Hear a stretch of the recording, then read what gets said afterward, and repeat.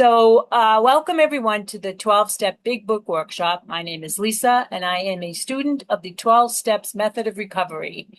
My focus fellowships are,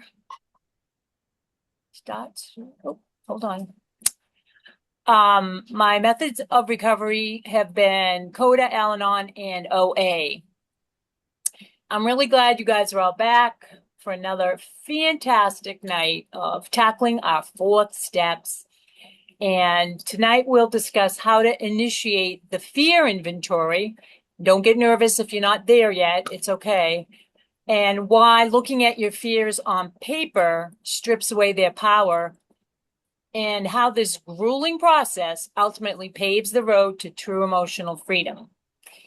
You do not have to live trapped by fear and anxiety any longer. So let's do the hard work together. And what we're going to cover tonight is a shift moving from the resentments to the core fears, and how to accurately fill out the fear columns and all that work that we do. And hopefully the reward will be this inventory will start setting you free from the fears that are potentially holding you back. So please join me in the set-aside prayer with the willingness and the desire to have an open mind and open heart with the gift of honesty as we tackle the 4th step fear inventory to release the source of our fear and anxieties. So God, please set aside everything that I think I know about myself so that I may have a new experience with my faith, my fears, and especially my deeper connection with you. So the 12-step fear inventory is a written exercise used to identify the root causes of anxieties and some negative behaviors. And by listing the specific fears, we uncover how these anxieties drive resentments and trigger past destructive habits. And the inventory worksheet is 4 columns to help us break down the emotion logically and honestly. So column 1 is the fear. Who or what are you afraid of? As an example, a person, a situation, the future, failure, etc. Column 2 is, why do you have this fear? Like, what are you afraid could happen? And for example, that would be losing approval, financial security, or perhaps your reputation. And then in column 3 is the impact. How does the fear affect your life? Which basic human instinct or area of your life, such as self-esteem, personal relationships, pride, which of those is being threatened?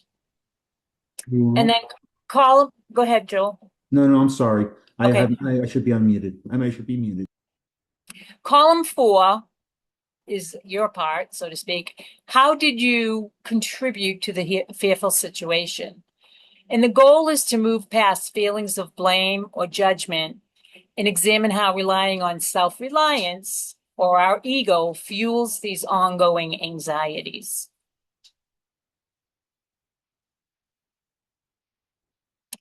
So we're taking a totally honest, no holds barred look at ourselves to figure out where our self-made fears are coming from.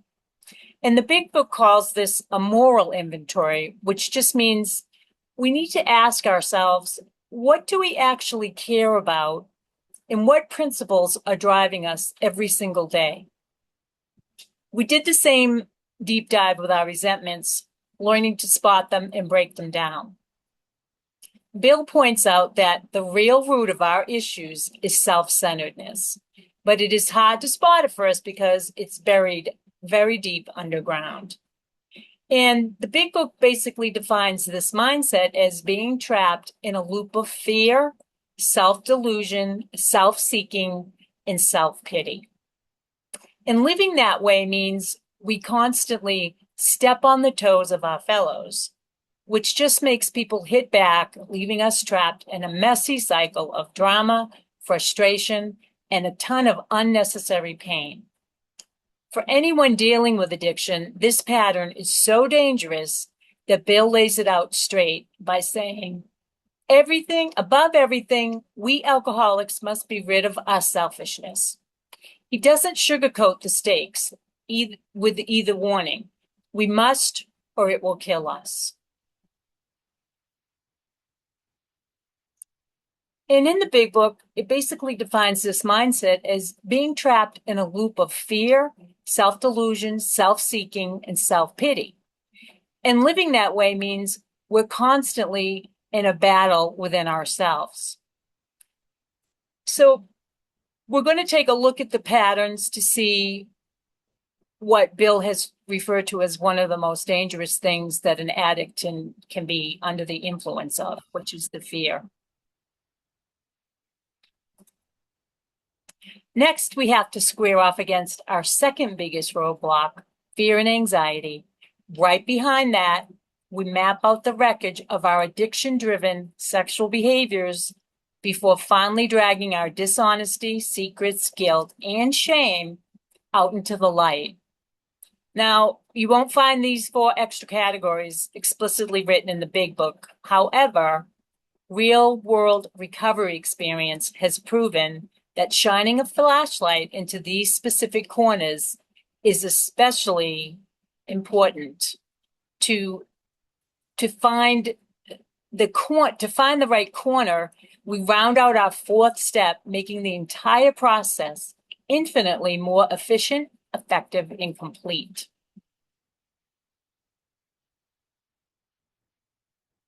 So here's a little review we're going to go over before we move forward. And this is the foundational framework of our recovery process to understand where we have been and where we are headed. And this diagram illustrates the mechanism of basic self-survival, serving as a critical diagnostic tool.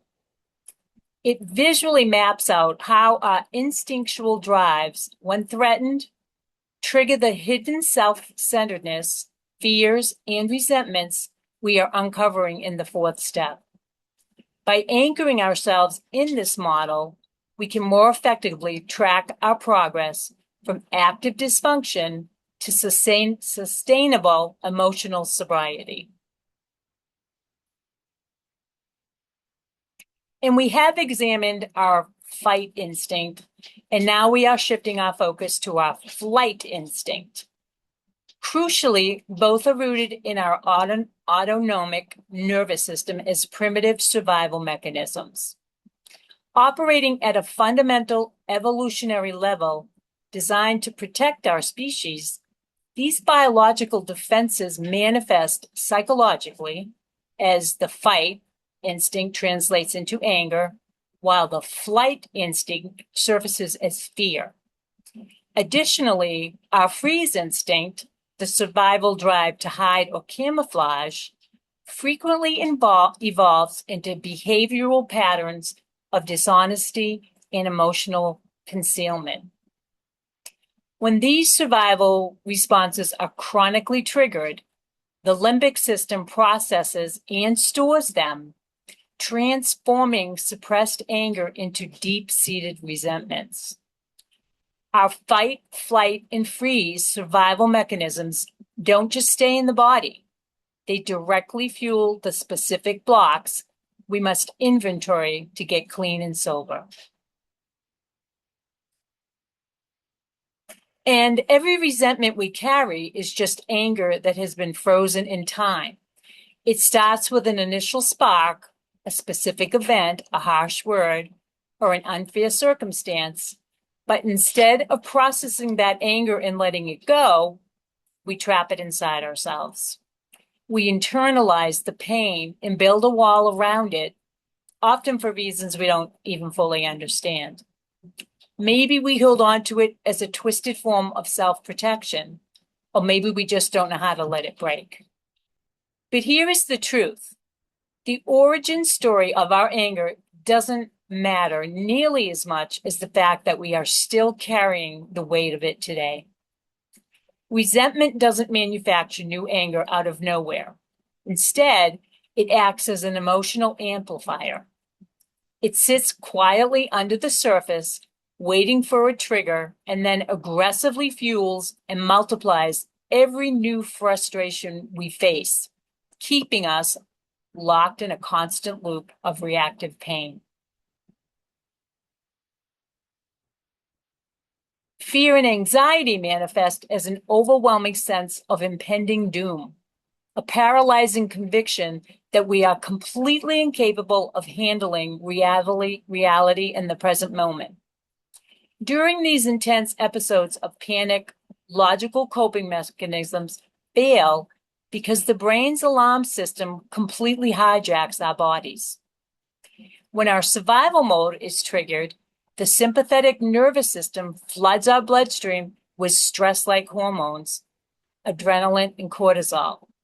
These chemical surges cause physical changes designed for primal survival. Our heart rate accelerates to pump oxygen to the blood and to our major muscle groups. Breathing becomes rapid and shallow to maximize oxygen intake. Blood pressure spikes as peripheral blood vessels constrict, redirecting all energy to vital organs.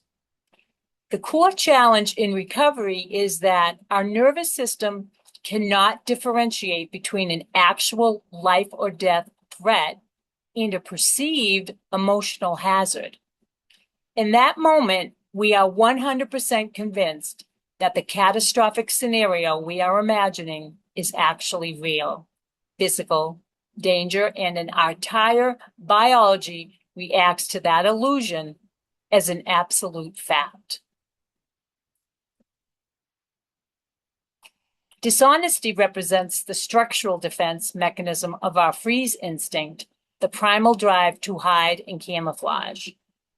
When we cannot fight our resentments or flee from our fears, we default to concealment, which almost always manifests internally as toxic shame. This emotional camouflage shows up most frequently and destructively in our addiction-driven sexual behaviors and misconduct.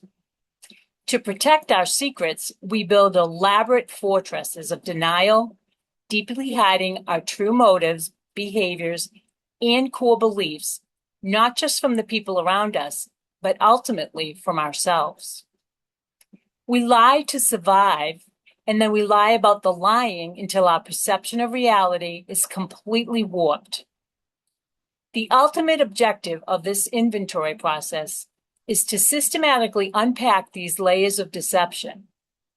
By dragging these hidden patterns out into the open, we can accurately identify the exact character defects that block our progress. These defects are the very obstacles that force us to live in the shadows, creating an emotional fog that completely clouds up the sunlight of the spirit within us. So to move forward, we must explicitly identify these internal obstacles so that we can ultimately ask for their removal. However, as we look inward, our inventory must be grounded in a profound realization. Everyone around us is fundamentally human, navigating the exact same flawed conditions. We are all struggling with the same basic survival machinery, and when we strip away the surface details, there are very few variations from one human being to the next. We share the same vulnerabilities, the same instinctual drives, and the same capacity to lose our way. Recognizing this shared humanity takes the toxic edge off our judgment and isolation. With this mindset, Bill instructs us to approach our fears with the exact same systematic discipline we use for our resentments. We don't guess, minimize, or ignore the patterns. We put pen to paper, make a comprehensive list, and check it twice until every hidden thread is brought fully into the light. And to fully understand how fear dominates our lives, we must first make a comprehensive list of all our fears. And this is not, there's no form or anything. You're just going to list all the fears you can come up with. And don't forget to check all the fears that are on your resentment sheets, because that's a good source of fears also.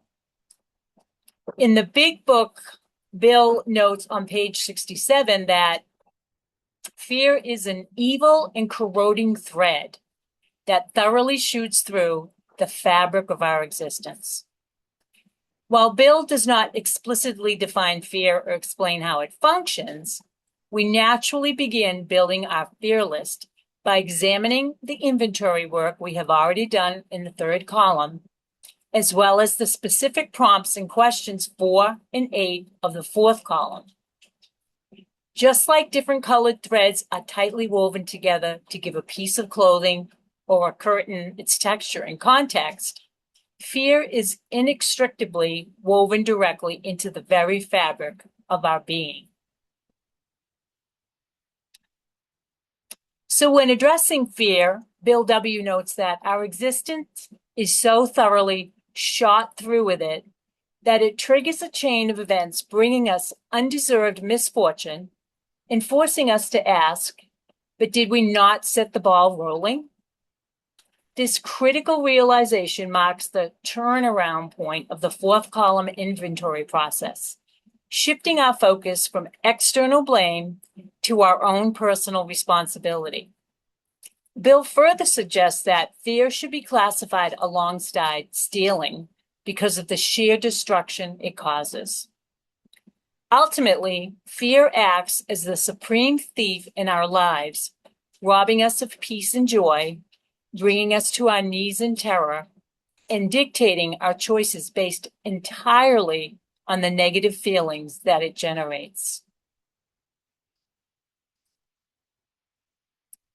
And because the Big Book does not provide a specific worksheet example for fear, we are going to use a proven, slightly modified template adapted from other teachers such as her. And the Big Book explicitly instructs us to review our fears thoroughly and put them on paper, even if they are not connected to a specific resentment. Bill links fear to the third and fourth columns of the resentment inventory, where we identify the fear of losing what we have or not getting what we wanted. This dedicated fear inventory is a distinct, separate exercise. When preparing to write your list, it is best to say a set-aside prayer, look inward patiently, and tap into those raw feelings of being threatened, wanting to run, or wanting to flee.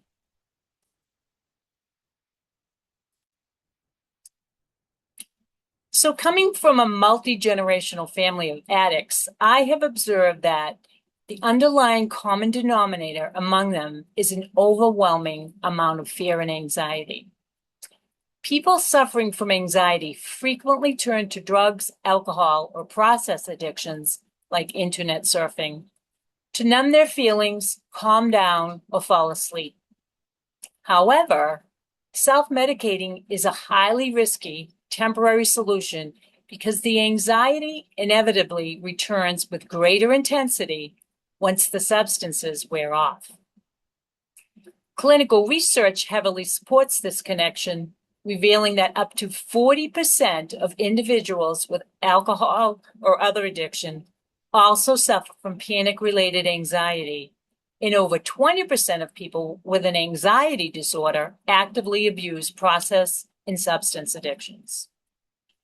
Crucially, the vast majority of study participants struggling with both disorders reported that their severe anxiety problems manifested well before their substance abuse ever even began.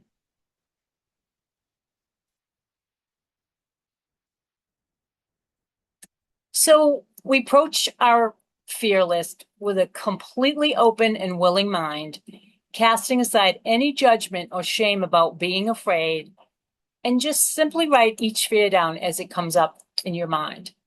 And it's important to understand that this is not an opportunity to judge ourselves harshly. I often hear people being very self-loathing when addressing their fears.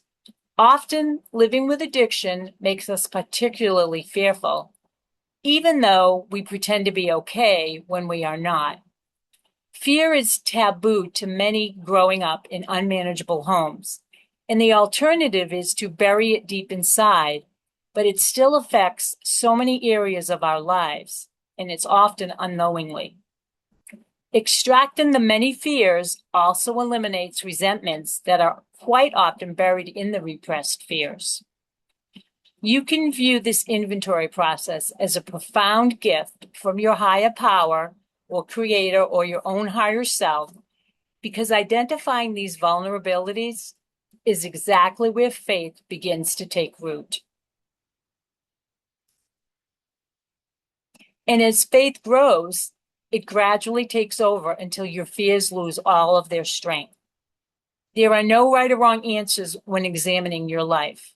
Whether you face universal anxieties like aging, dying, financial destitution, your only task for this exercise in this is discovery is to put them on paper. By seeing the full picture laid out in front of us for the first time, we will inevitably discover deeply buried anxieties that we never realized we even had. So then next, we were going to ask ourselves why we have each fear or where it originated, keeping your answers down to just a few brief words. This inventory is not a therapy session, a cathartic release, or a space for dumping your feelings. So you really have to avoid writing long paragraphs. If you feel the need for an emotional cleanse, you can always use a separate journal or notebook for that psychological exercise, but it is not relevant to this specific assignment. Instead, remain just as succinct as you were in your previous third and fourth column work by limiting your answers, excuse me, to 5 or 6 words at the most. While this specific step is not found in the big book and there are no rigid rules for it, using the brief format of the resentment inventory second column serves as the perfect model to follow. And as a note, if you don't know where it came from or why you have it, that's okay. It's not a huge question. So this process of excavating our fears requires us to write one down and then pause and actively question what deeper anxiety lies beneath that. In this example, the initial surface level fear is, my husband will cheat on me. So we must look past the immediate situation and ask, what would happen next, which reveals a deeper fear of being left completely alone. Probing further into the reality of being alone might expose a financial panic, such as the fear of becoming penniless, homeless, and forced to beg on the street. Pushing even deeper, you might find the social dread that your family would be ashamed of you and abandon you entirely, leading to the despairing thought of wanting to end your own life in disgrace. Ultimately, this sequential digging reveals the big kahuna, the terrifying dormant fear that after death, there is absolutely nothing, and I will completely cease to exist. So by rifling through a pile of smaller everyday anxieties, I effectively uncover the massive foundational fears that have been silently driving my behavior from the bottom of my psyche. And those are the core fears. When you get to the bottom where it says, I will cease to exist, that's going to be your core fear for the next worksheet. So why do I have this fear? I'll give you an example of one of the fears that I had to do a lot of work on. When I was 11 years old, my family took a trip from Massachusetts to Florida to visit relatives. It was February vacation, so we went from probably 4 feet of snow to Miami Beach. It was amazing. And my parents dropped us all off at the beach and came back 4 hours later. And I got a very severe sunburn. We all did, but mine was particularly bad. And it quickly developed into sun poisoning. When I woke up the next morning, I felt awful. My skin was on fire, but I was freezing. And when I was heading into the kitchen to get breakfast, I passed out. And I remember very clearly how I felt physically and the thoughts and fears that were going through my mind just before I blacked out. Of course, I thought I was dying and that nobody was going to come and help me, and I couldn't stop it, even if they did show up. And I opened my eyes when my father was carrying me to the living room where my mother and my aunt diagnosed me as being dehydrated. And it was an event that initiated a future of immense fear and anxiety related to the physical feelings that I was experiencing with this, not just this burn, but blacking out. So it left me terrified also that no one felt the need to take me to a doctor or a hospital. I thought that was very strange, even as a young child. So for me, this was a trauma experience, and it is identifiable now, but it wasn't for decades. I came to the realization what my bottom fear was, and I did this through the cause and effect process. So I happen to be able to trace my fears and my anxieties all the way back to this event when I was 11 years old. I can't do that with all my fears, but with this particular fear, I was able to pinpoint it. And a lot of it had to do with the symptoms that the fear was creating that mimicked the symptoms that I had from the event. So don't worry if you don't know what the original event was or why it happened. It's good to know, but it's not imperative. So in the previous steps, we uncovered some underlying truths of our fears. We used that data to create a practical forward-looking target of our behavior. So the core analogy, to understand this process, look back at the resentment inventory, specifically the real role. In the fourth column of the inventory, we used a turnaround tool. Once we revealed the truth of a resentment, we turned the statement around to see our own accountability. In the application, we apply that exact same logic to our fears. We do not just analyze the fear, we pivot away from it toward a solution. Then we define the target. We establish a positive vision by identifying two specific elements. The first one is the virtue. That's the exact spiritual or moral opposite of the fear we uncover. The second part is the behavior, which is the precise actions we would take if that fear no longer controlled us. So this combined vision serves as our new baseline. It's our intentional target in our daily roadmap. And lastly is the implementation, which is our effort in faith. Achieving this vision requires a dual approach. You cannot rely on a single strategy to change deep-seated habits. So we have our human effort, which means we must do the hard work. We intentionally implement these new behaviors into our daily routines through disciplined practice.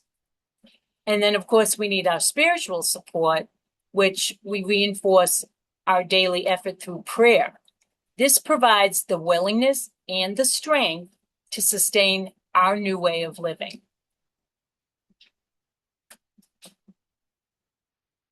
On page 68 of the big book, Bill offers a crucial insight into the root of our anxiety and fear by asking a simple question. Wasn't it because self-reliance failed us? Well, while self-reliance works to a certain extent, it ultimately lacks the power to sustain the ideal existence we all desire. When we realize our own personal intelligence, education, and raw willpower are not enough to maintain control, our natural instincts go awry.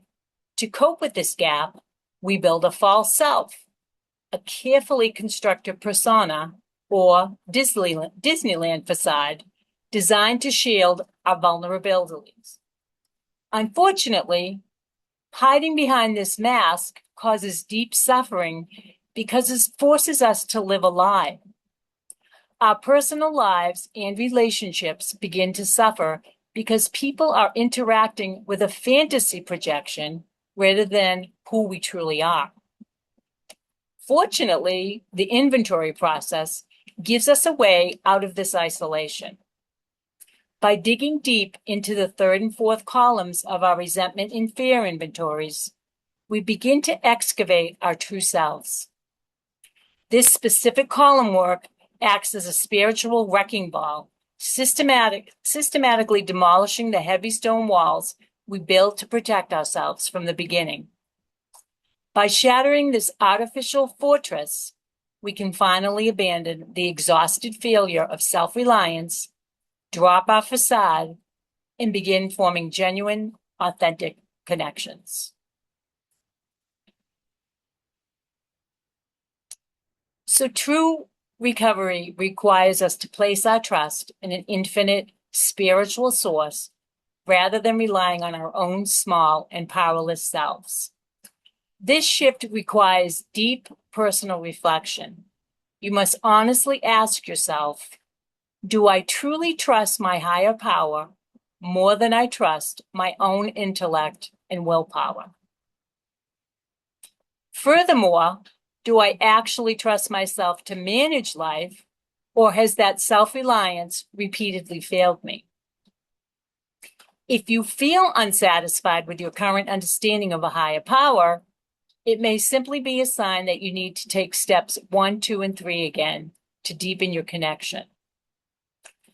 A vital lesson from early in the program is that working these steps does not make life's difficulties magically disappear. Rather, the true miracle of recovery is that our internal reactions and responses to those challenges are completely transformed.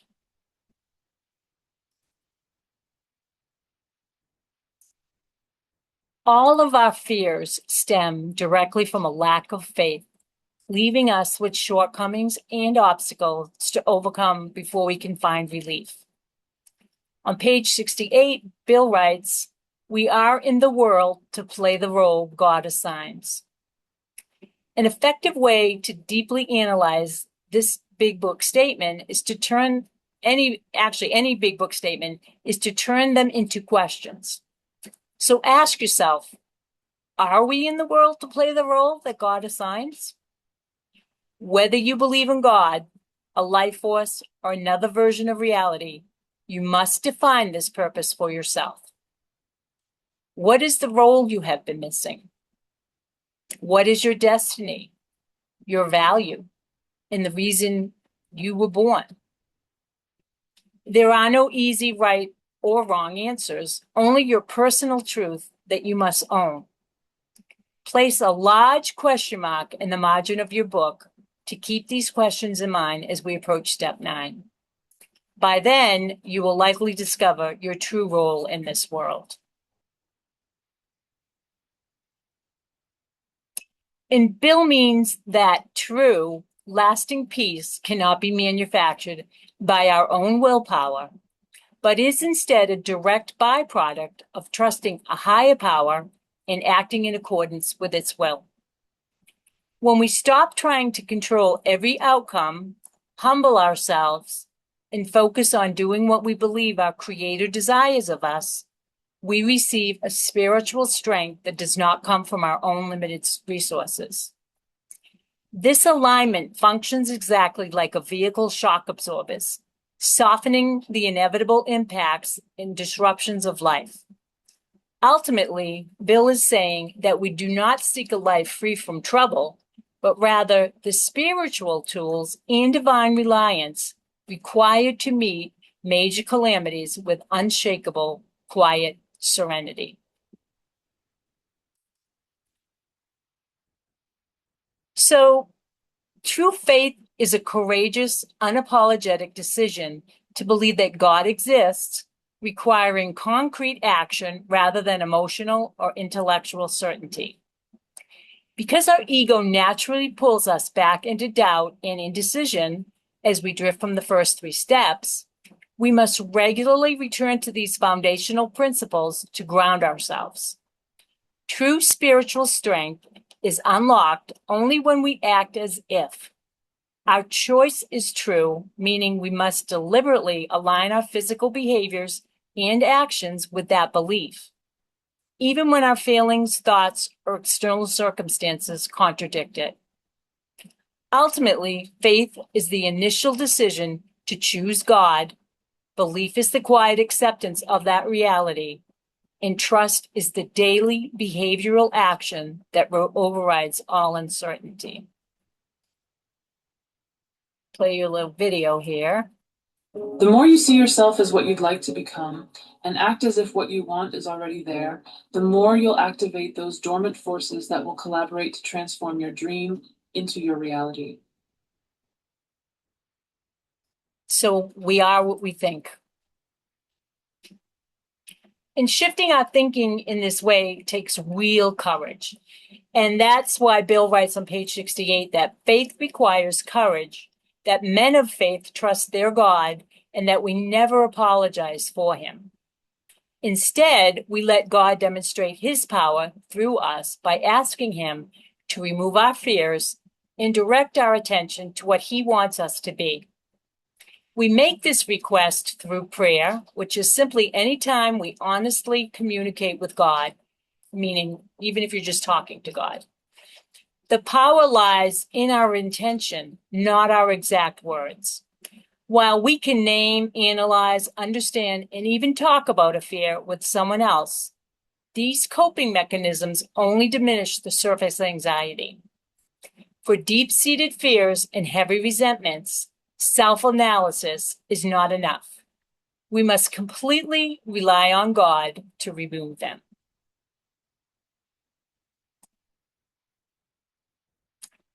And to overcome deep fears, we ask God for removal and focus on his ideal for us. On the inventory worksheet, you map this transformation across 5 columns. So this is after you do the fear train. You'll now fill in that bottom core fear into the table. Then pivot to the solution by naming the opposite virtue in the 4th column and detailing the positive behavior that flows from it in the 5th. Envisioning these virtues sets a clear intention for change, triggering the A promise that we commence to outgrow our fear right away. So we look at the fear table, and the first column is what is my fear. So I took the I will cease to exist from my fear train, which was a bunch of fears that boiled down to the fear that I will cease to exist. The second column is, do you know where it came from?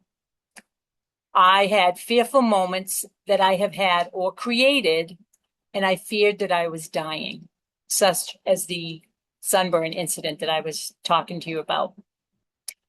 What behavior does this fear create? Well, when I'm afraid that I'm going to cease to exist, I panic, I have anxiety, I run away, I avoid, and I even pretend I'm okay, even when I think I'm dying.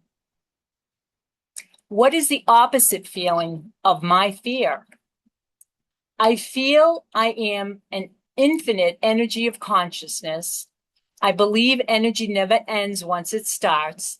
I feel I am safe. This column is important for you to use the word I feel, because we want to get to the feeling that's opposite of the fear. So if you start your sentences with I feel, it might help you to stay on the right track. And then finally, the 5th column, what new behaviors would emerge with this opposite feeling? So if I'm feeling like I am an infinite energy of consciousness, I'm going to feel peace, connection, awareness, joy, freedom, and especially unwavering faith. These are the behaviors that we introduce into our lives, even if we have to fake it till we make it. So instead of going into my fearful moments with panic and anxiety, I redirect myself to my new behaviors of peace, connection, freedom, and especially that faith. That's the turnaround. The turnaround is choosing different behaviors over the fearful ones. So let's go over it again real quick. We make a list and we start by asking, why do I have it? And do I know where it came from? Bill says the reason that we have it is a lack of trust. It is really that simple to state, but not so easy to achieve. Faith can be daunting when we are holding on to control for dear life. So trust is the easy pat answer, but it's much bigger than that. So once you complete the fear train,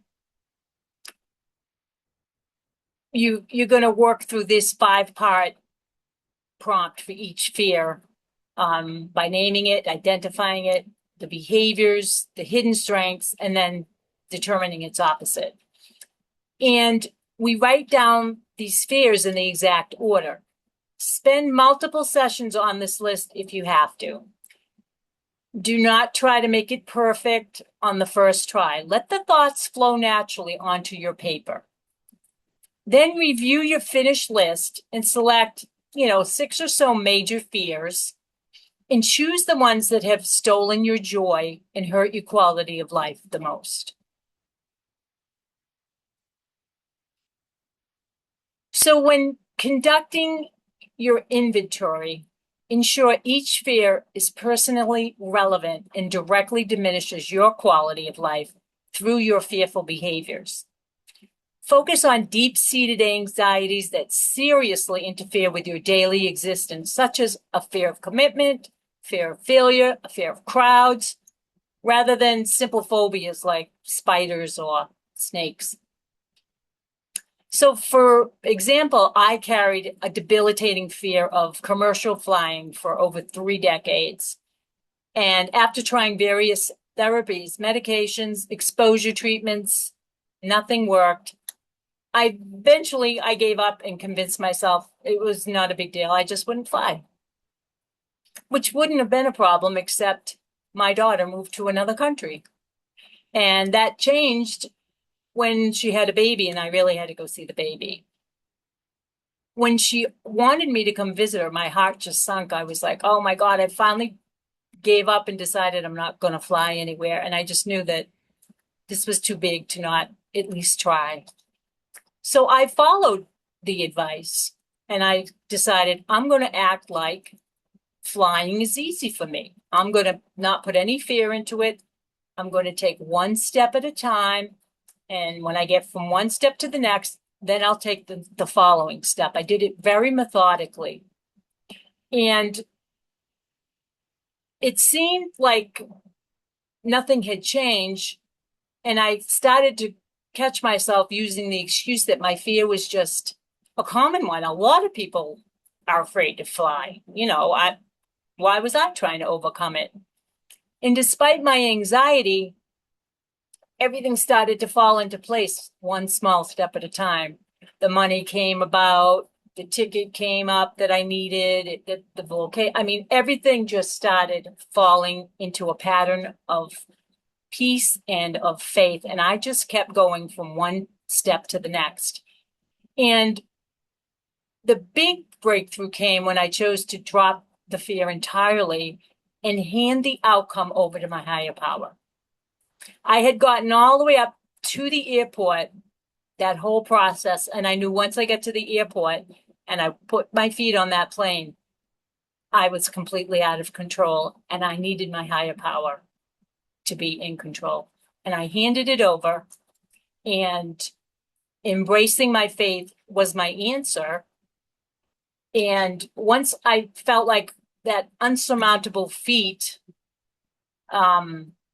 had taken place and I got on that plane, it was done. I didn't even have any anxiety the entire trip. And that was a year ago. I've already gone back again and I got to see Stonehenge, which was truly amazing. So that's an example of how you act as if. I had to act as if because there was no other way for me to get around the fear I was experiencing. So I just took it one step at a time. I acted like I was a seasoned flyer and I did everything I needed to do with my faith intact. So to access your deepest gut fears, consider using meditation rather than relying on logic, theories, or distant memories. This process is not about overthinking what you should be afraid of, unless that specific thought actively disrupts your life by stopping you from taking action, like refusing to board an airplane. Instead, focus entirely on your true feelings to uncover substantial life-altering anxieties, such as the fear of failure, the fear of success, or the fear of never finding a lifelong partner, whatever it is. There are no right or wrong answers in this exercise, as long as you are honest with your emotions. And once you have brainstormed your initial comprehensive list, narrow it down to between, 8 and 10 or 12 significant fears before moving on to the worksheet. As you do this, avoid slipping into unhelpful questions about why you have these fears or what might happen next. Analyzing these details only traps you in your head and serves as a distraction from completing the actual exercise. So be careful. Fear is very tricky. And while logical thinking has its place, this particular step requires us to bypass our analytical minds, as strict logic can easily block the hidden, raw emotions buried deep inside of us. And to uncover the root of your fear or anxiety, visualize yourself walking down into a deep, dark cavern and pay close attention to the specific fears that surface as you reach that bottom. If you hit a concrete wall of resistance while exploring a fear, or if you find yourself spinning in circles, stop immediately and move on to the next item on your list. Similarly, if you experience a sudden breakthrough and realize exactly where a thought pattern is heading, consider that fear addressed for the moment and transition to the next one. To keep this process manageable and effective, limit yourself to an average of 10 or 12 of these substantial fears, as overloading your inventory will only dilute its impact. So it's important not to take on too much or put too much out there. You'll shut down. Fear can shut us down very easily and very quickly. So this is the fear train. Once we've got our list, we take out the fear train. There's a sheet that we use, and we put those fears into the top. We have 1, 2, 3. I think there's maybe 4 on the actual real worksheet. And we're going to take them from our lists. We put them in these slots. We'll do my husband will cheat on me because we did that already. So my fear is my husband will cheat on me. Well, then what will happen? I'm afraid I'll be alone. And then what will happen? I'm afraid I'll be homeless and penniless. And then what will happen? I'm afraid I'll have to live on the street and have to beg for food. And then what would happen? My family will be ashamed and abandon me. Then what will happen? I will want to die. Then what will happen? I will take my own life. Then what will happen? There won't be an afterlife. I will cease to exist. Now, if you look at that fear at the top, my husband will cheat on me, and you look at the bottom, I will cease to exist. That's quite a dramatic difference. But it also explains why some people stay in really bad marriages because they have these underlying fears they're not even aware of.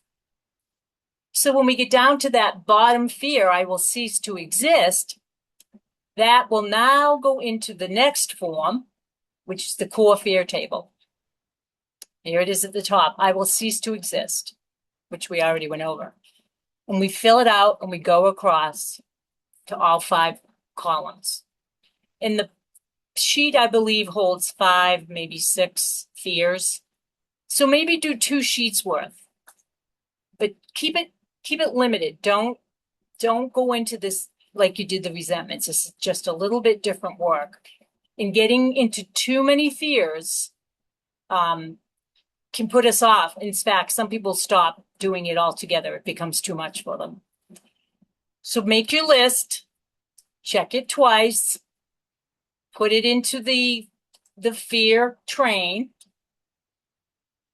Take the bottom fears, the final fear, and put it into your core fear table. That is the last PowerPoint. I will keep it up in case people have questions. First of all, I want to ask about that last worksheet. That's the only one I didn't do. Is that on the website? All right, so the ones that I'm showing on the PowerPoint This one, yeah. are landscape. The ones on the website are portrait because of the way the website is set up. So these look a little bit different, but the columns are exactly the same and they're titled exactly the same. It's just it's shaped differently. Okay, but I mean, from the I can send these if you want, if you prefer to work in a landscape sheet. That's fine. I can do that. Oh, will you send it to us? Yeah, that would be great. Thank you. Yep. I did do the fear train, and I did the other 2 sheets. So I'd like to read that to you. Yes. Oh, first of all, I'm going to tell you, I wrote down 83 fears. Wow. A lot of fears. How many of them were on your resentment sheets? A lot? A lot. Okay, good. It was a very good source. Good. Most of my resentment sheet was the fear of not being important. That came up more than anything else. So I put that as my top fear. And why did that happen? Or why do I have that fear? Well, my mother, my father, our housekeeper, my sisters, I was not very, I perceived that I was not very important to them. And that's the way I grew up. So I believe that's where that came from. I don't have a specific time, That's okay. Yeah, but that's basically it. Okay, so then what? I have a fear of being left out. What then? My fear is I will be isolated. What then? I will have to take care of myself. What then? I am not capable of taking care of myself. What then? I will die because I cannot take care of myself. And then after that, I will go to hell because I did not take good care of myself and I will suffer in eternity. I shouldn't laugh, but there's a little bit of a comical twist to that. I know, but you know what? I love what you have on that. I feel I'm an infinite energy of consciousness. I love that. That's what I'm going to think about death. Mm-hmm. Well, science has proven that once energy begins, it does not stop, and a human body is completely energy. So that's where my theory comes from. Well, I'm going to adopt it because I like that. And then also the other worksheet was, now this was some herbs because I had so many sheets from him, but name the fear of not being important. Why do I have it? Mother, father, son, ex-husband. My present husband tells me he loves me every day, so I didn't have to worry about him. What behavior is manifest? I isolate and I eat. Name the opposite of that fear. Well, I'm fear that I'm not important. I am important. And how would that manifest? I would be more social. I would be friendlier to everyone, my sister, my son, my ex-husband, and people in general. Good. Okay. Do you feel like you can display those new behaviors? I do. Good. I do. That's good. Yep. Very good. So that was mine. Well, that was one of many. Right. You know, oh my gosh, I did so many resentment sheets, column 3 and column 4. I can't even, I can't even tell you how many I did, but lots. And the stack was about that thick. Wow. Yeah, Wow. I did a lot of them. Hmm. That's fantastic. The Yeah. more you do, the better you'll feel, Yep. and the quicker too. So that's fantastic. And the fear homework, but today, this week, I've been going through fear of uncertainty about a health issue that I have, and I'm going to work on that because it's Okay. just so apropos. But could I share with you a homework I did on column 3 and 4? Sure. Okay. Column 3, when I resent my sister and her husband for taking my mom's money to Lebanon, the country Lebanon, and now it's frozen.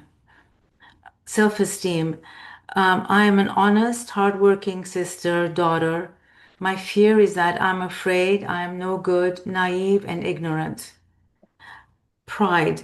Um, Others should see, my sister's name is Talin. Others should see Talin treating me with respect, sharing with me info, records, and bank accounts.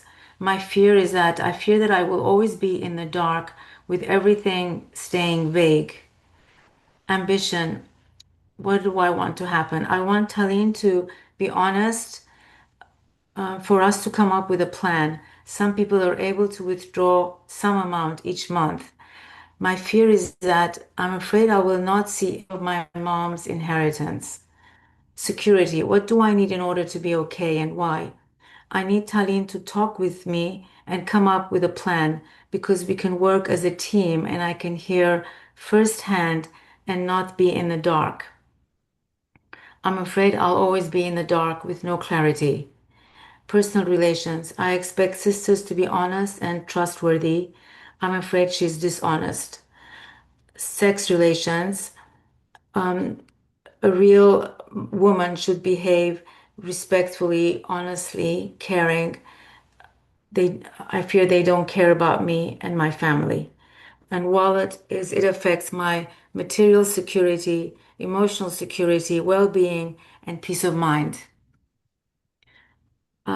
Column 4, when I resent Tallinn for taking my mom's money to Lebanon and now it's frozen, my perceived role when feeling this resentment is I'm a financially abused sister. And this is true. Self-seeking, I badmouth them. I gossip about my sister and her husband. Selfish, to thinking about myself and my children. I deserve to know what's going on, to see accounts and records. I did nothing wrong. I'm just a victim. 3 is dishonest. I've trusted them. 4 is afraid. Afraid I'll never see my share. Where was I wrong? Not being actively present in decisions. I was too busy being a single mom, taking care of my children, and making ends meet when she took the money to Lebanon. Then I could have stopped her from taking the money to Lebanon if I knew, if I had the time and the means. Now I'm a victim, abused financially. I tell everyone about it. What harm did my behavior cause this person? Emotional, I've distanced myself from her. 5, what harm did I cause to other people?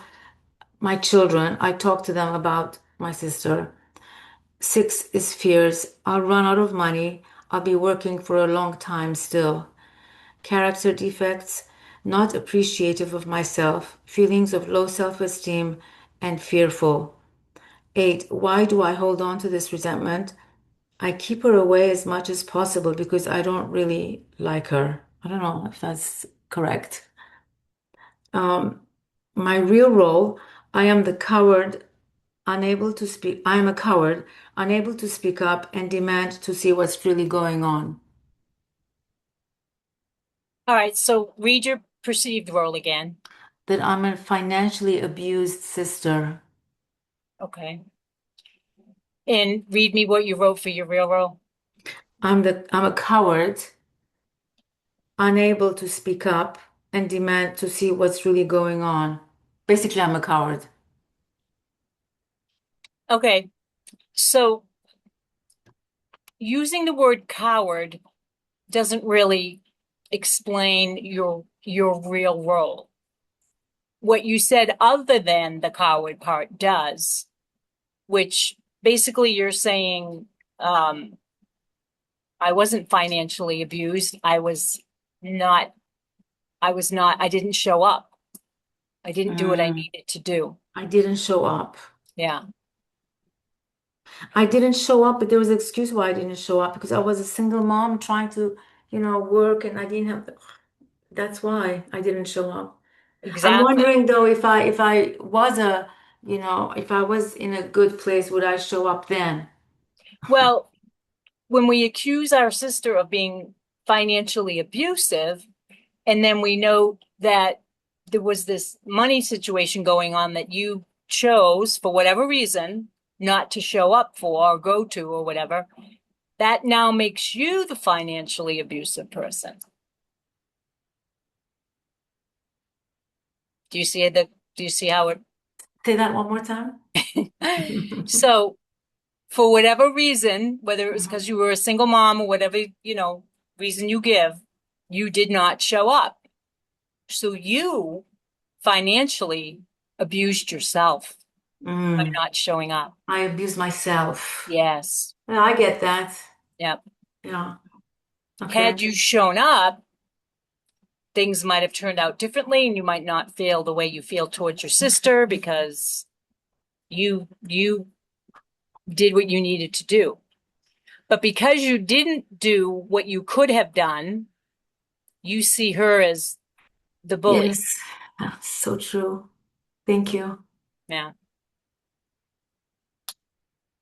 I wish I So could go back.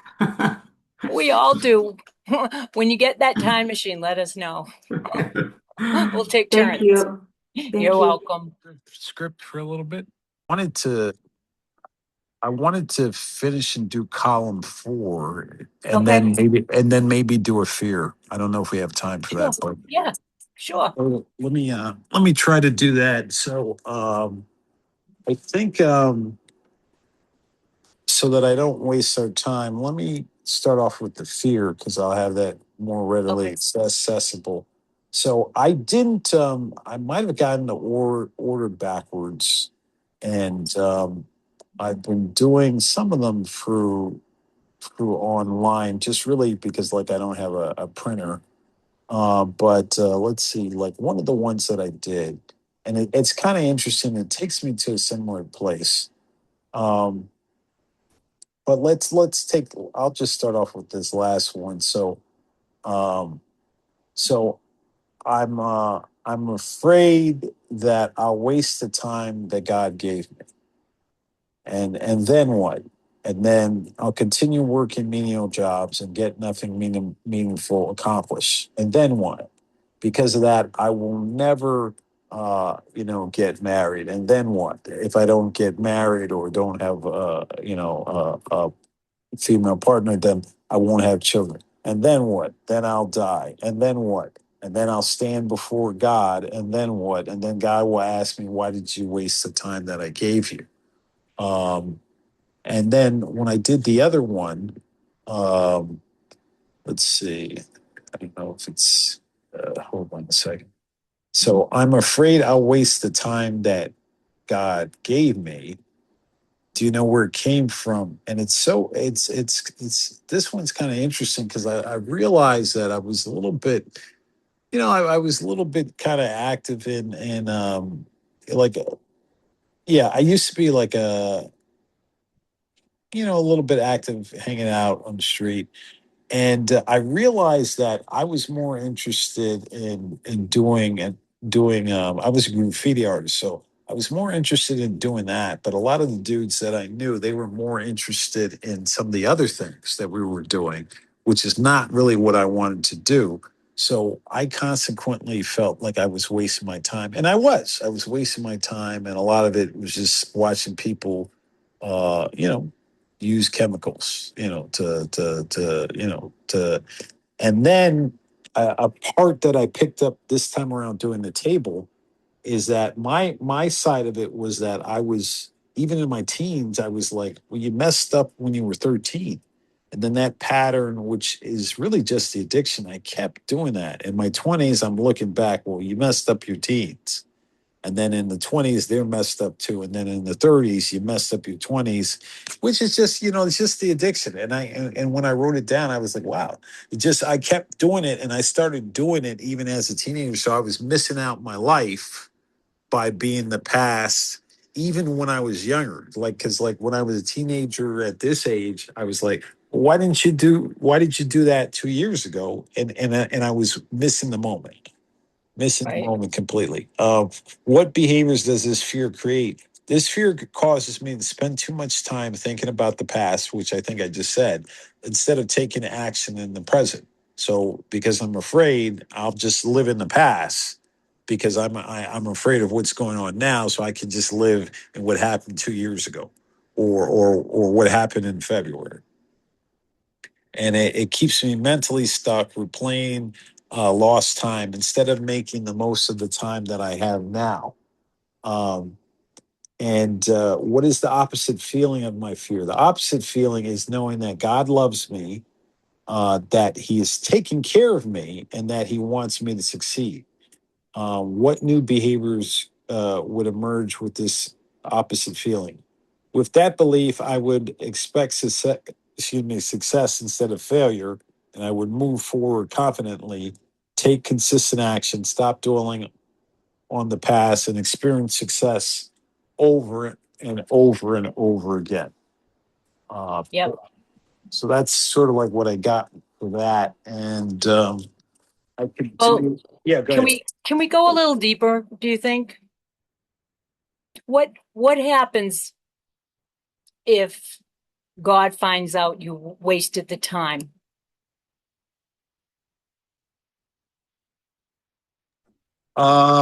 What do you mean? Like while I'm still alive?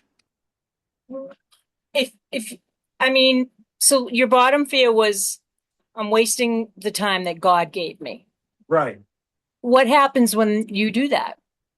What's underneath that? What will happen to you? Are you smited? Are you going to burn in hell?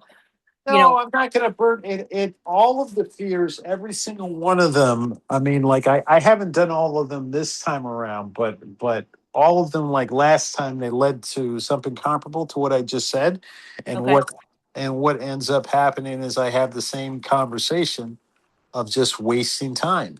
I have the comparable conversation that I'm wasting time, and I'm living in the past. okay. And what happens when you do that? What's the consequence? Or That what do you fear is the consequence? I mean, I'm not present. Like if I'm living like even for example now, if I'm kind of like focused on, I really mucked about today. I'm not really no, I'm sorry, like no, I really messed up on Monday and Tuesday. If I'm thinking about that and it's Thursday and I'm with you people, then it's just like I'm just it's not useful because like I'm not present. You know Okay, what I mean? Like to me, like what I get usually from this fear exercise so far is that I'm not present for my life. Like I'm always in the past. Like let me kind of fix it. What happened 2 weeks ago? You know what I'm saying? Instead of yeah, like just like what can I do new now, or how can I do a 6 and 7 now, and not repeat it. You know what I'm saying? Like okay, okay, I got into a car accident last week, which I did, but I'm saying like how can I avoid that this week? instead of like just focusing on this minor fender bender I was in. Okay. So you have a core fear of wasting time.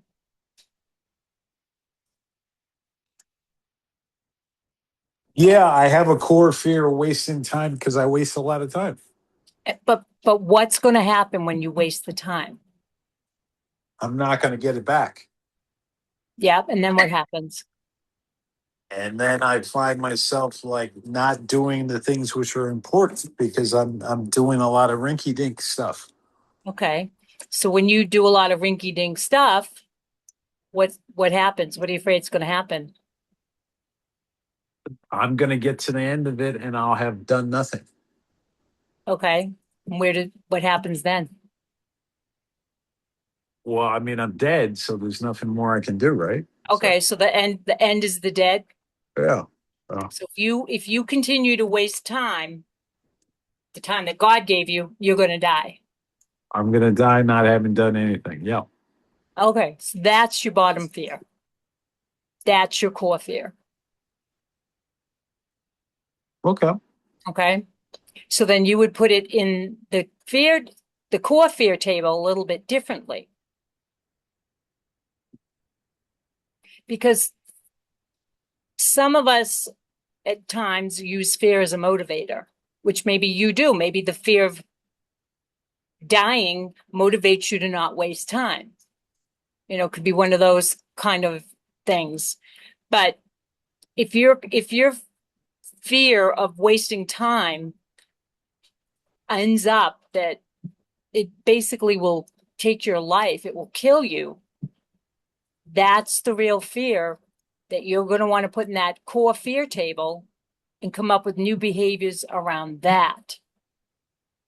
Does that make sense? Yeah, a little bit. Yeah. A little bit?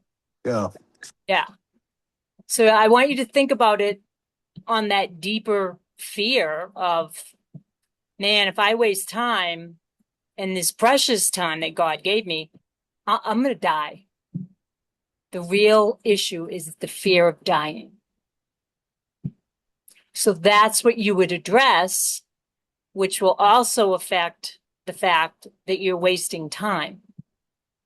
It covers them both. When we get to the bottom, when we find that core fear that's really at that sludgy bottom, all the fears above it just kind of go away because now we have an actual fear to deal with. Because remember, fear's not real. So all these fears that lead up to the fear of being dead or dying, they're just imposters to the real fear. So when you're going to do your fear table and work to overcome this fear of dying, it's actually going to work on your wasting time.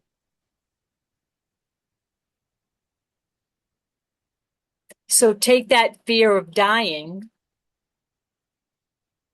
and fill out the new core table with it. And then choose what new behaviors would you have that are the opposite of the fear of dying. So let's say one of the fears, the opposites of your fears is, all right, the opposite of fear of dying is I want to live life to the fullest. Those are the behaviors that you're going to act like you have until you actually do. And if you're in a mindset of, I'm going to live life to the fullest because it's the opposite of the fear of dying, you're just automatically not going to waste time. Because now you have a behavior that you're working on where you're saying, I want to live life. I want to give it 110%. I don't want to mess around. I don't want to make mistakes, whatever it is. I'm actually, now that I know what drives this fear, I can set out to do something about it, which is what you actually really want to do. Because if you're wasting time, you do want to enjoy your life. You want to see it as a precious gift. And that new behavior comes out of the acknowledgement that your bottom line fear is dying. And you'll embrace life and you'll run with it. You won't have time to waste time. You're going to be so busy enjoying this beautiful life that you've now eliminated the fear about. And it opens up this whole new world for you to enjoy your life.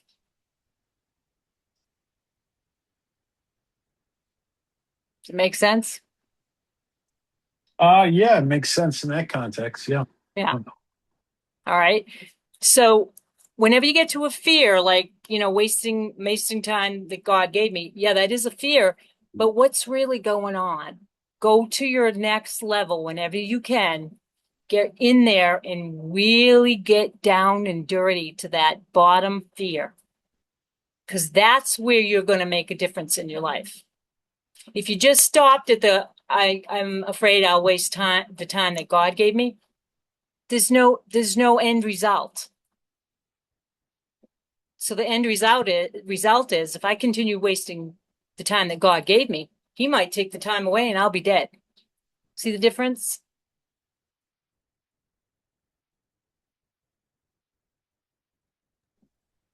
Yeah. Yeah. Okay. All Yeah. right. I know I hear the hesitancy in your voice, and that's okay. I want you to really look at it and think about the difference going to that little bit deeper level made, so that when you do the next ones that you're doing, you're going to go a little bit deeper with them too. And you will see, Mark, you'll see a big difference in your life when you take on these new behaviors and feelings. Because you're now doing the opposite of wasting time. You're embracing your life. Okay. All right. So give it a shot. I'll give it a go. Do I have time for the column 4, or you want Yeah, somebody sure. else to go? Okay. Oh, go ahead. So when thank you. So when I resented me for, I think it was, I don't remember what it was, but so for hating me and not making money. And I think, I saw myself as a victim of myself. Like I'm a victim of myself. Like I'm standing in front of, like I'm judge, jury, and the executioner, and also the victim. Okay. And the self-seeking behavior things I do when I feel this resentment. Um, I eat sugar. I act out on some of my other addictions.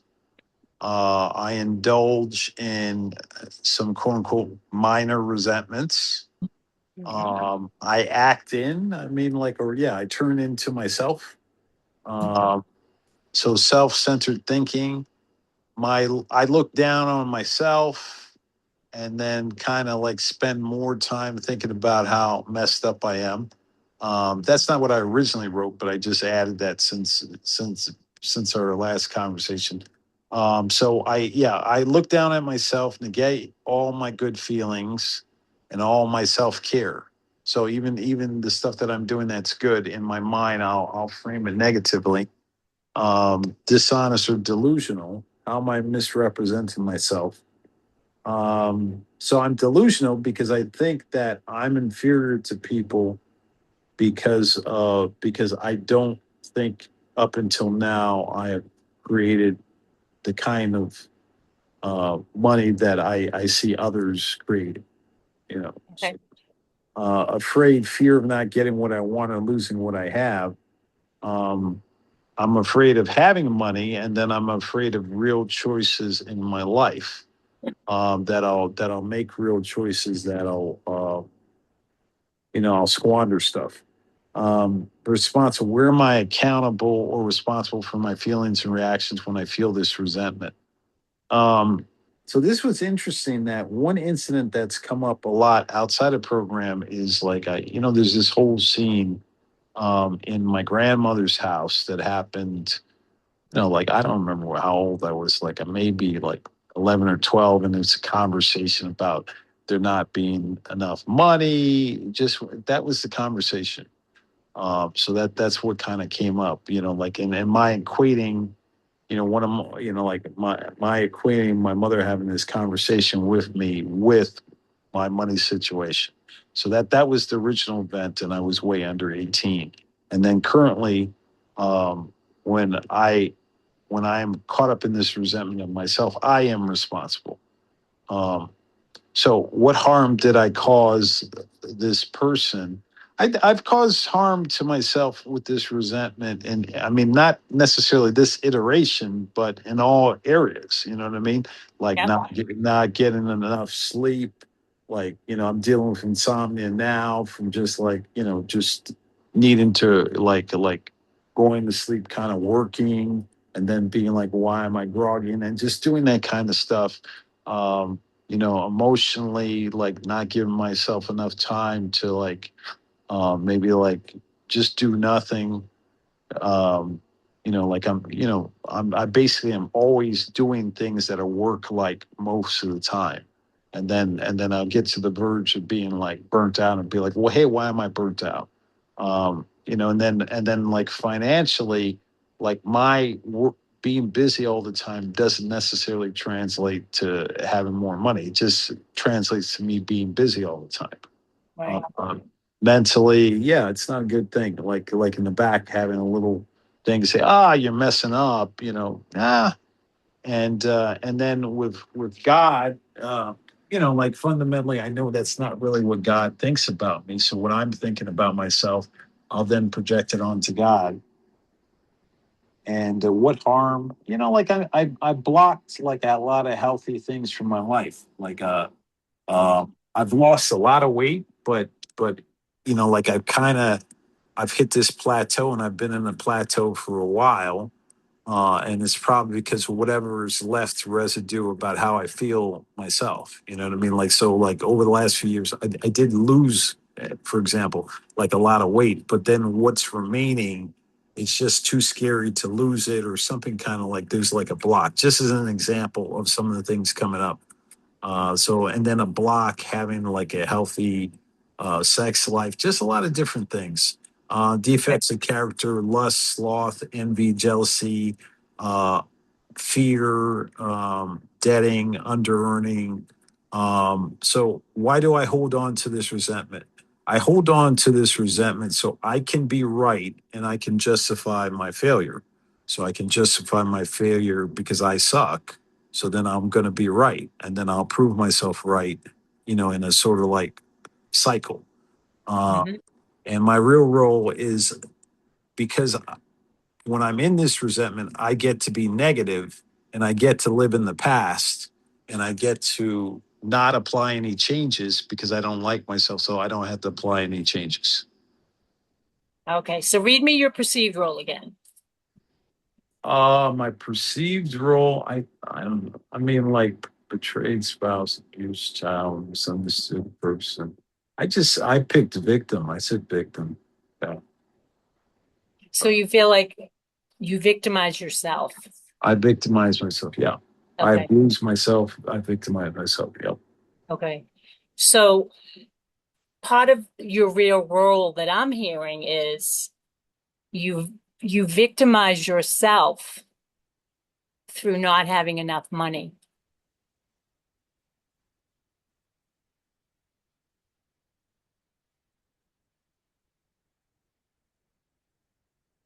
Does that make sense? Yeah, I'm listening. I'm just writing it down. Yeah.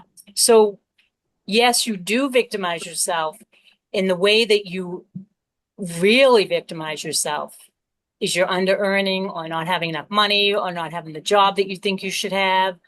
Um, and all those things keep you in that victim role. So your real role is to stay a victim.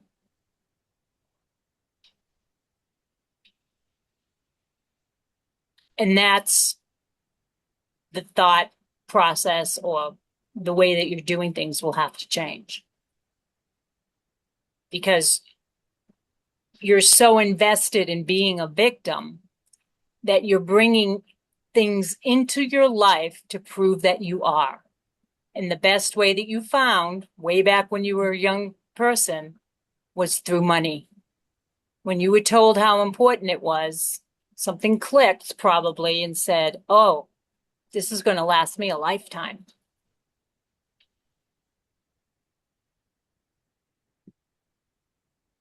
So you might be able to do a fear train on being a victim.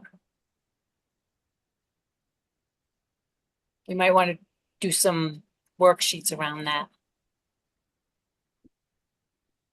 But the key is you're victimizing yourself through money, which is the one thing that you've struggled with, but it's the one thing that's keeping you in your victim role. So you need that victim role. And that's what has to go before the money will straighten out. Because it's your confirmation. The money's your confirmation that you're a victim.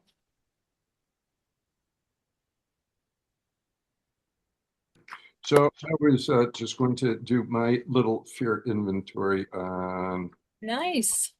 one thing. All right. So my fear was not being respected as a father and that my children don't get together with me. And my fear is that I'm being used as a bank for financial purposes only, and not as a father. And that What what then is that I'm not being loved. And what then I'll end up alone, and then I'll end up in a nursing home, and then I'll die lonely. Yep. And then, so the fear worksheet was, okay, so not being respected by my children. Why do I have it? No. What was your bottom fear? Oh, that I'll die lonely. Yeah, that's your fear. Okay. All right. Can you still do it, or did I throw you a curveball? I threw me a curveball on that. Okay, let's work through it. Let's see if we can do it. All right. So I'll die lonely. Why do I have it? Yeah. I think it's sort of a normal fear for a lot of people. It's fine. Keep going, Lonnie. We're gonna go a little bit deeper. Uh, Did you ever see somebody alone that was upsetting? Did you feel alone as a child? Have you always felt like an outcast? well, it's interesting, when if you're dying lonely, it's like when I was a kid, I had fear of death, but I don't fear death now. I fear dying, but not death. Exactly. In the death part, Death if you were doesn't, alone, you'd be lonely during the death process. but during the dying, not Right. the death doesn't bother me. Yeah, why would it? We don't even know what it is. Right, right. And it's as inevitable as taxes. Yes. But you do have a fear of being alone. Fear of being alone, right? Not so much of dying, or Right. not Right. as being alone. Yeah. And why do I have it? I imagine in my own mind, I'm a person who needs other people to feel uh,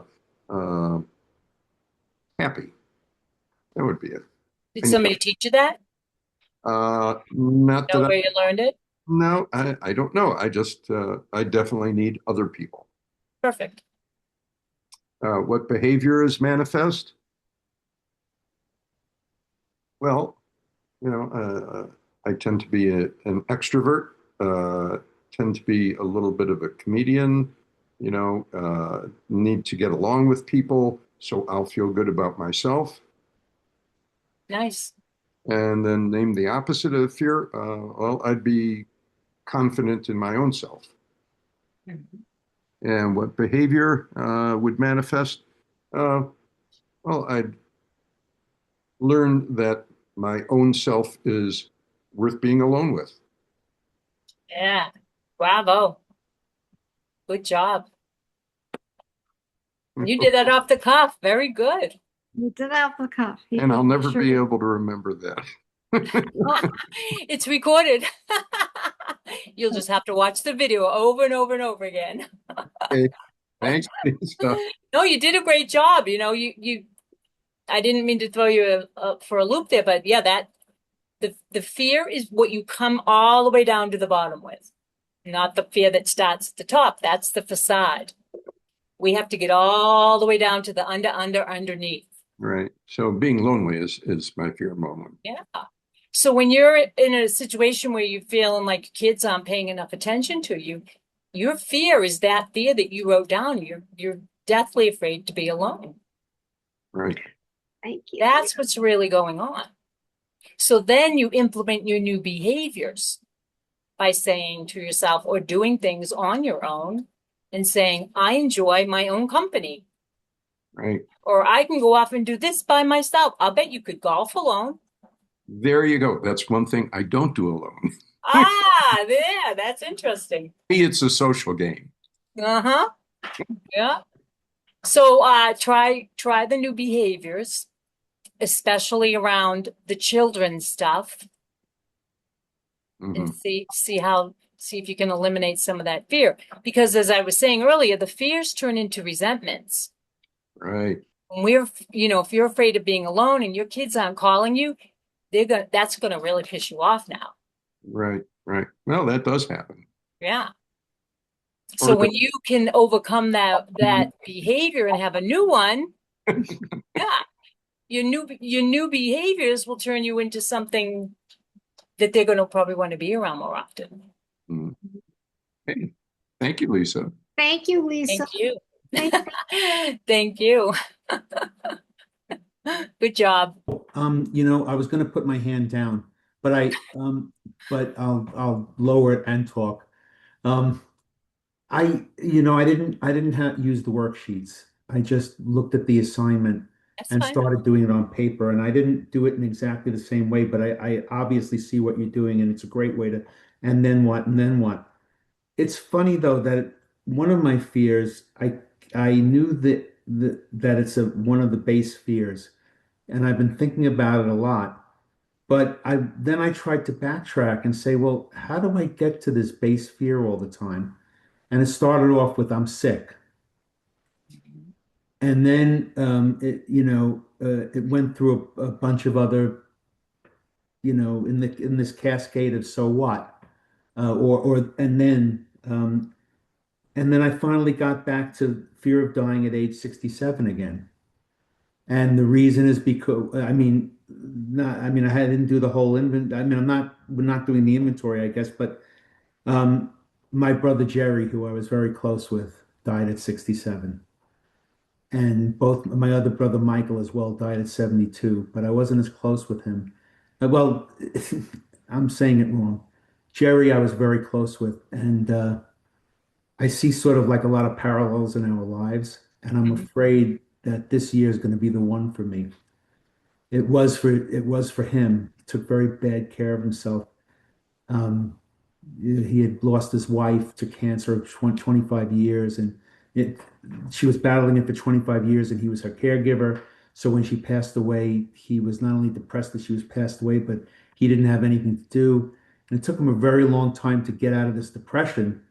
And as he was getting out of it, he had a massive heart attack. Why? Eating steaks at 10 o'clock at night, uh, you know, every night for, 5 years doesn't help your vascular system, well, your arteries, you know.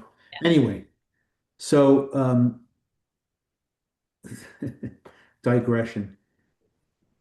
Fear of dying at age 67, and from I'm sick, and I think that I went through a lot of, good things with that. So then you would take it to the core fear. Well, that's what I'm thinking about. Yeah. That So that that being the core fear. yeah. I mean, if you can't make it any bigger than that, meaning But if that you have that nowhere to go from there, if you die at 67, then if dead is the bottom line for you, that's the bottom line. Some people go further. They say, well, I'm afraid I'm going to go to hell, and I'm afraid I'll be in purgatory, and the devil's going to get me, and all kinds of other stuff after death. But if death is the bottom rung, then well, I don't you're at know. the final. Well, I don't have a strong afterlife belief system. I'm hoping that there's an afterlife, but I don't have a strong belief system in that. So although a lot of people in my family do, I don't. So I don't know whether there's a God or not. I don't know whether there's an afterlife or not. I don't know anything. I'm Right. hoping, but I haven't had any thoughts about it, or maybe if I had, it was not as prevalent as ashes to ashes and dust to dust, and that's the deal. Yeah. So you might want to just do a little bit of writing and see if you can take it any further. other, what will happen if you die at 67? Well, if I'm afraid of dying at 67, and that's like, I mean, okay, you're saying that I can get it to someplace lower than that. I am And then saying maybe, you might. I'm not saying you will, but you might, and it's worth taking a little bit of time and seeing if it goes any lower.